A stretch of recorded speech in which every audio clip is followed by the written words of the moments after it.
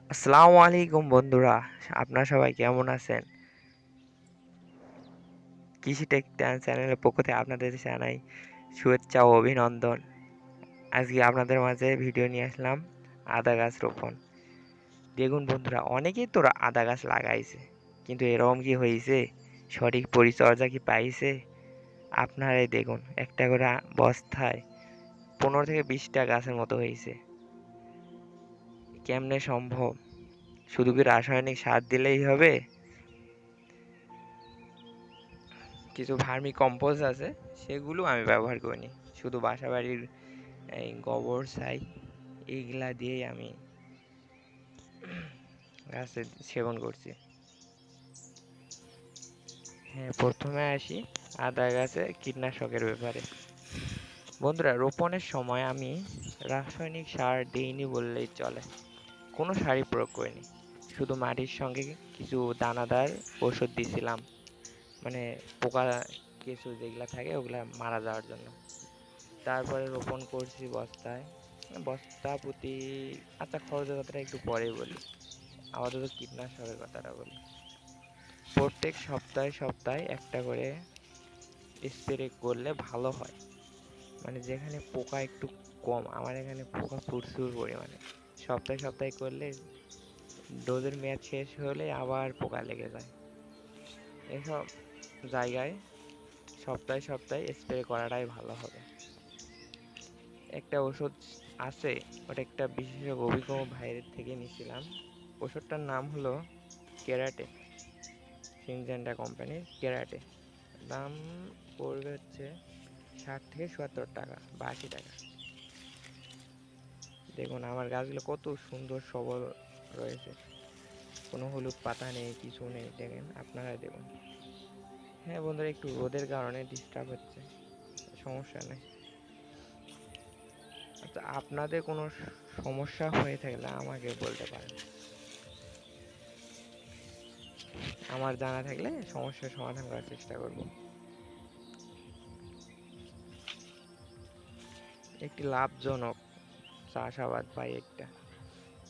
এখন আর কোনো খাটাখাটনি নেই, শুধু একবার রোপণ করেছি, এখন শুধু সপ্তাহে সপ্তাহে স্প্রে করে দিলাম, হয়ে গেল। একটু দেখাশোনা, এই আর কি। এবার আসি খরচের। আমি বস্তা লাগাইছি একটা কম 90টা বস্তায় লাগাইছি। একটা করে বস্তায় মিনিমাম 35 থেকে 40 গ্রামের মতো আদা গেছে, বীজ গেছে আদা।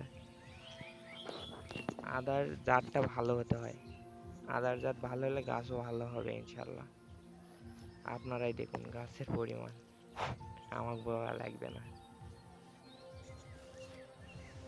আপনাদের কারো ভালো আদার বীজ লাগলে আমাকে বলতে পারেন, ইনশাল্লাহ ভালো বীজ পাঠিয়ে দেব।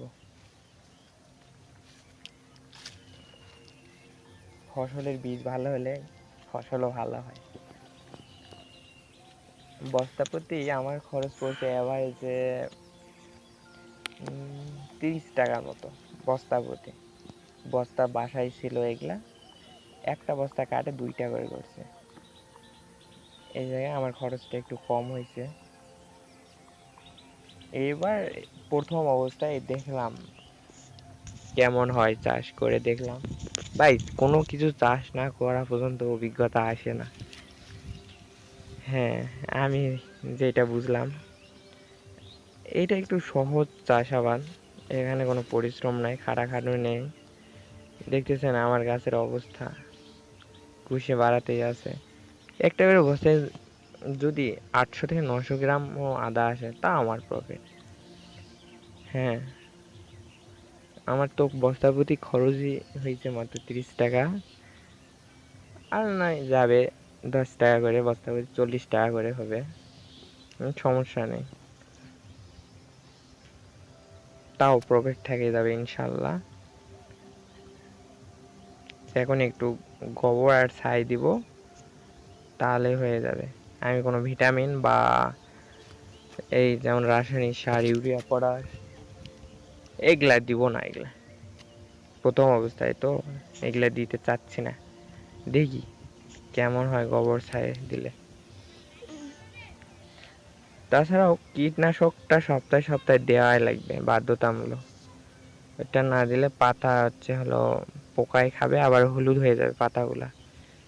কন্দ পচন রোগ আমার প্রথম অবস্থায় ছিল, কন্দ পচন রোগ, যেগুলা ওষুধের মাধ্যমে ভালো হয়ে আসছে।